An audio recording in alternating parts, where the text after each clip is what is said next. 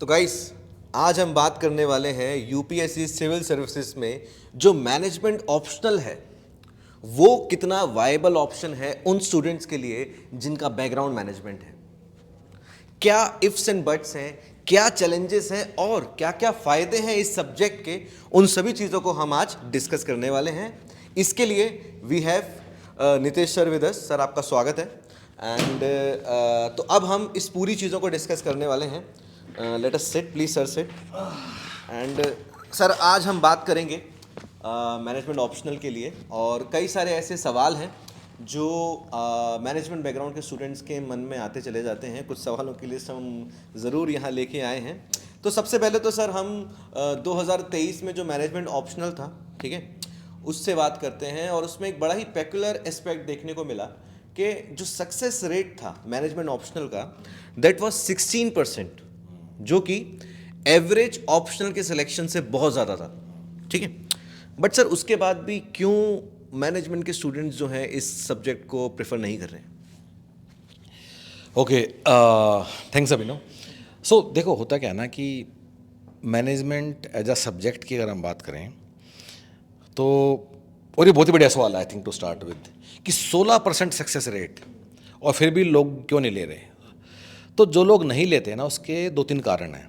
पहला क्या है कि मैनेजमेंट का सिलेबस काफ़ी बड़ा है। सो आपके जो ये आर्ट्स टाइप सब्जेक्ट हैं, एंथ्रोपोलॉजी, सोशोलॉजी, लोग इनका सिलेबस 2-3 महीने में ख़त्म कर लेते हैं, पर मैनेजमेंट को लगेंगे कम से कम 7-8 महीने पूरा अपना अच्छे सिलेबस ख़त्म करने में, उस लेवल तक जाने में जहाँ नंबर भी आए। पहली प्रॉब्लम तो ये है कि सिलेबस वास्ट है, ख़त्म करने में ज़्यादा समय लगेगा। दूसरी बात क्या है कि काफ़ी लोग ऐसे हैं जो न्यूमेरिकल से डरते हैं, उन्हें जो मैथमेटिकल, न्यूमेरिकल। और अब मैनेजमेंट की खास बात ये है कि अगर आप ऑपरेशंस, अगर आप स्टैट्स, अगर आप इनसे डरते हो तो फिर मैनेजमेंट लेने का फ़ायदा नहीं है, क्योंकि उन न्यूमेरिकल्स को ही करके हमें नंबर इकट्ठे करने हैं, उसी को करके इसको स्कोरिंग बनाना है। तीसरा कारण ये है कि लोगों को ऐसा लगता है, जो कि कुछ हद तक है भी, कि एक अच्छी कोचिंग, अब लोग बोलते हैं यूपीएससी है तो कोचिंग तो होना ही चाहिए, कोचिंग के बिना यूपीएससी असंभव लगता है काफ़ी जनता को। तो लगता है कि अच्छी कोचिंग, अच्छा गाइडेंस, अच्छा ज्ञान नहीं है तो फिर मैनेजमेंट फिर मैं नहीं लेना चाहिए। सो प्राइमरली 3 कारण हैं जिनके कारण लोग मैनेजमेंट ऑप्शनल नहीं लेते हैं और बाकी सब्जेक्ट्स को चूज कर लेते हैं। इवन वो लोग जो कि मैनेजमेंट में अच्छे हैं, लोग अच्छी जगह से एमबीए करके भी कुछ लोग मैनेजमेंट नहीं लेते हैं, बट प्राइमरी कारण ये 3 ही है, मतलब। हाँ, बिल्कुल सर। तो अब जैसे अगर हम डेटा की बात करें तो जो 16% का सक्सेस रेट है, चाहे फिर वो 23 में 16 था, 22 में 16 था, एंड आई थिंक 21 में वो 11 था।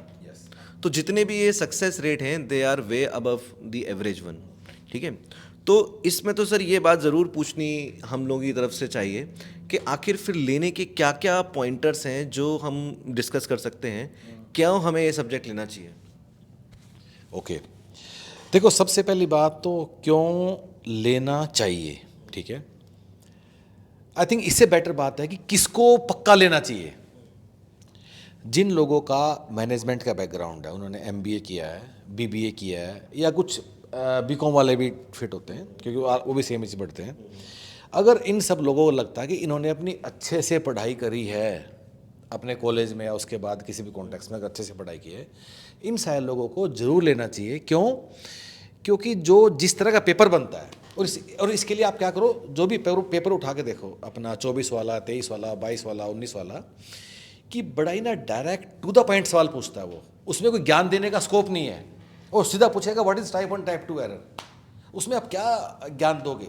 जो बाकी सब्जेक्ट हैं जैसे सोशोलॉजी, एंथ्रोपोलॉजी, एवोलॉजी, इन सब में क्या है कि बड़े सारे सवालों में ना ज्ञान देने का स्कोप होता है। तो क्योंकि टू द पॉइंट सवाल है तो उसका टू द पॉइंट ही जवाब है, तो वो लिख के आ जाओ और तुम्हें नंबर मिल जाएंगे। तुम्हें ये सब करने का, ज़्यादा आंसर राइटिंग ये वो और ज़्यादा उसमें सुंदरता लाने का जरूरत ही नहीं है, क्योंकि टू द पॉइंट उसका एक ही आंसर है। उसका आप अच्छी गंदी जैसी भी राइटिंग में लिखोगे तो आ जाएगा।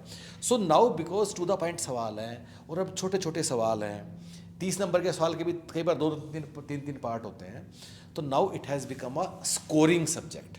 सबसे पहली बात है, इसलिए मैं मैनेजमेंट लेना चाहिए, because now it has become a scoring subject. दूसरा, क्योंकि इसमें न्यूमेरिकल आते हैं, खासकर पेपर 2 में 30-40% न्यूमेरिकल आपके ऑपरेशंस में, स्टैट्स में वो है। तो अगर आप वो अच्छे से कर लेते हो तो ये स्कोरिंग पेपर बन जाता है। इन द सेंस, अगर आपने अब काई स्क्वायर अनोवा का सवाल ठीक कर दिया या आपने कैपेसिटी प्लानिंग का न्यूमेरिकल ठीक कर दिया है तो नंबर देगा ही। और कहाँ नंबर देने से नहीं बच सकता, क्योंकि वो एक सवाल है, उसका एक जवाब है। अगर आपने उसको दिखा दिया तो नंबर देगा ही। एक थ्योरी सवाल है फिर भी ऐसे कर सकता है कि 15 में से काट के वो आपको 5 नंबर देगा, लेकिन न्यूमेरिकल में 15 में से कितना काटेगा, उसे 12 11 कुछ तो देना ही पड़ेगा। तो numerical becomes your strength. Paper 2 में, पेपर 1 में भी कुछ कुछ है एफएम वगैरह का, पर पेपर 2 में तो अगर आप न्यूमेरिकल रखने की हिम्मत करते हो, आपको स्टैट्स, ऑपरेशंस, एफएम इनसे डर नहीं लगता है, तो भी आपको जरूर लेना चाहिए। और लगता है तो फिर मत लेना, फिर हाथ ही मत लगाना। अब कुछ लोग ऐसे भी आते हैं हमारे पास, हम इतने साल से कराते आ रहे हैं, मैंने मैनेजमेंट ऑप्शन ले लिया और एग्ज़ाम में और जब उसका जब वो पेपर देने गए तो वहाँ हाइपोथेसिस टेस्टिंग का सवाल छोड़ के आ गए, उसकी जगह कुछ जीबीआई का सवाल उठा लिया कि सरकार कंज्यूमर प्रोटेक्शन के लिए क्या कर रही है। अब ऐसी हरकत करोगे तो कहाँ से सफलता मिलेगी। ठीक है, न्यूमेरिकल नहीं छोड़ना है, तो सेकेंड रीजन। तीसरा जो कि कोचिंग नहीं है या ये सब नहीं है, हम हैं, एक बार गेट इन टच, हमारे साथ एक दिन का ट्रायल लो और आपको सब समझ में आ जाएगा कैसे क्या करना है। ठीक है सर। तो सर, जैसा कि आपने बताया अपने डिस्कशन में कि जो आर्ट्स के सब्जेक्ट होते हैं वो यूजुअली 2 से 3 महीने में जो है इनका सिलेबस कवर हो जाता है, बट जब हम मैनेजमेंट की बात करते हैं it will take 7 months, 8 months and 9 months, है ना, अगर हम ऊपर वाला मार्जिन लेके चलें तो सर इतना, दैट शोज़ कि उसका सिलेबस बहुत ज़्यादा है। ठीक है, तो क्या स्ट्रेटेजिकली हम इस सब्जेक्ट को अप्रोच कर सकते हैं, कैसे हम पढ़ाई कर सकते हैं इस सब्जेक्ट में, and what are the different plans जो हम इस सब्जेक्ट को टारगेट करने के लिए कर सकते हैं, उसके बारे में थोड़ा सा बताइए। देखो फ़र्क क्या है ना, जो ये आर्ट्स या ह्यूमैनिटीज़ वाले सब्जेक्ट हैं, ये बात सही है कि इनका सिलेबस 3-4 महीने में ख़त्म हो जाता है। ठीक है, लेकिन फिर आप ख़त्म ही करते रहते हो 5 साल तक। ठीक है, लेकिन मैनेजमेंट ऑप्शनल में क्या है, ख़त्म करने में 7-8 महीने लगेंगे, लेकिन एक बार अगर अच्छे से कर लिया तो फिर मार्क्स भी आएंगे। उसमें ऐसा नहीं है कि आप ईयर 2 में कुछ नया सीखना है या ईयर 3 में कुछ नया सीखना है, एक बार कर लिया उतना ही काफ़ी है। तो सबसे पहली बात, और खासकर मैनेजमेंट ऑप्शनल के लिए बोल रहा हूँ मैं, कि अपना सिलेबस ख़त्म कर लो। और जब सिलेबस ख़त्म करने के दौरान हम लोग हैं तो कुछ भी एक्स्ट्रा, अब यूपीएससी की जब हम तैयारी करते हैं तो उसमें काफ़ी ना ज्ञान का भी काफ़ी स्थान होता है। यूट्यूब का ज्ञान, यहाँ ज्ञान, स्ट्रेटजी, आंसर राइटिंग, ये वो दुनिया भर की बातें कुछ कुछ है, सब भूल जाओ, सिलेबस ख़त्म कर लो।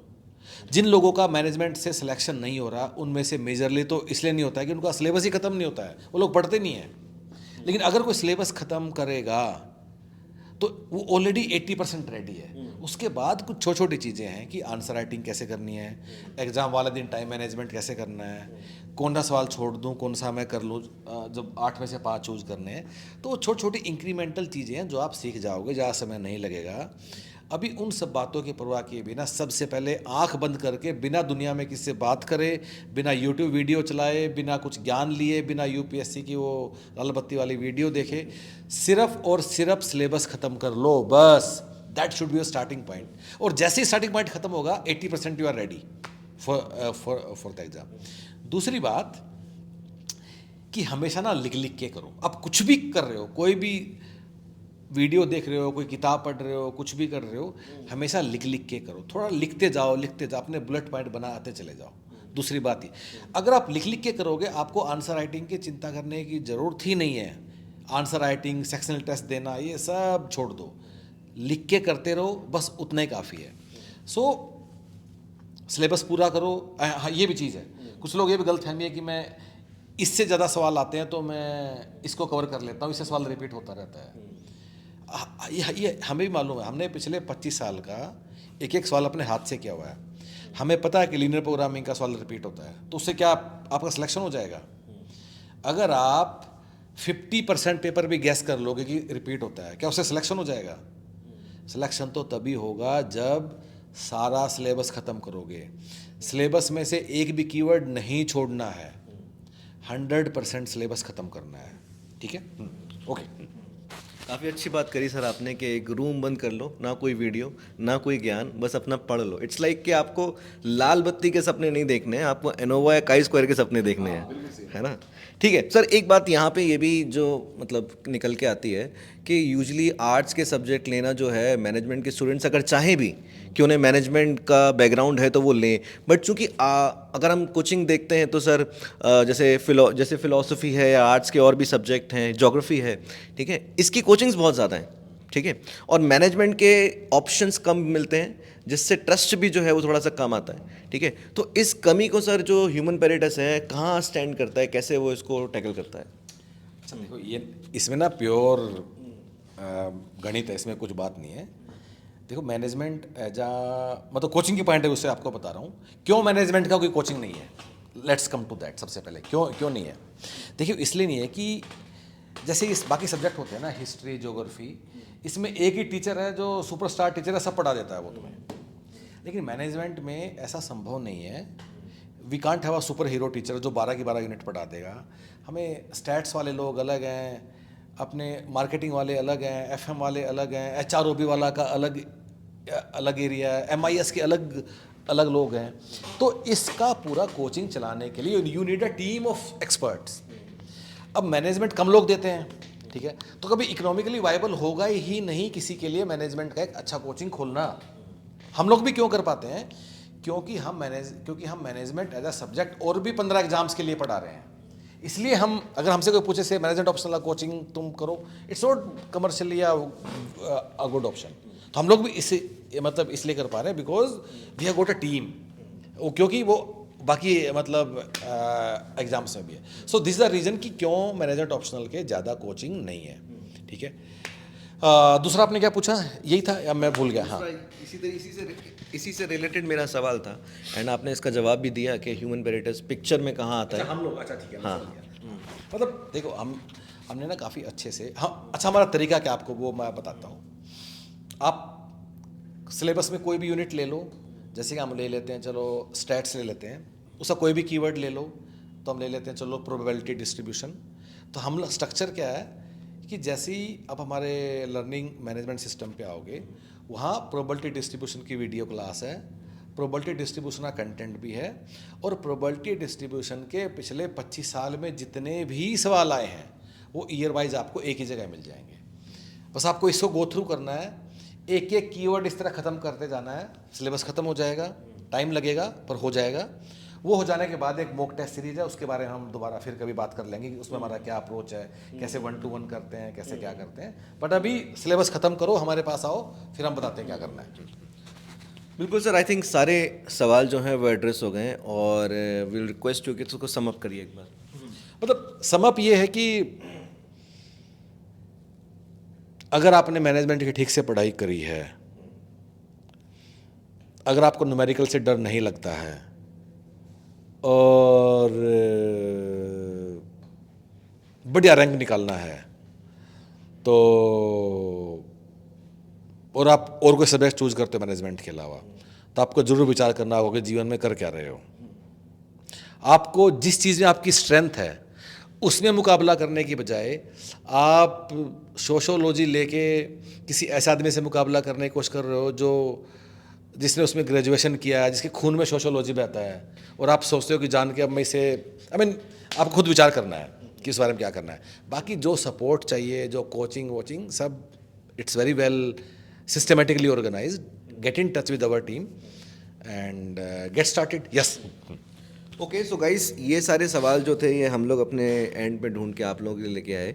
बाकी आपके मन में भी और जो सवाल हैं, जो भी आपकी क्वेरी है, नीचे नंबर है, उस नंबर पे आप हमसे कांटेक्ट कर सकते हैं और फैकल्टी से डायरेक्टली कनेक्ट हो सकते हैं। बाकी ह्यूमन पेरेटस का आपको कोर्स का अगर ट्रायल लेना है, उसके लिए भी सेम प्रोसीजर है, आपको नीचे कॉल करना है and you will get a trial, and that's it. All the best.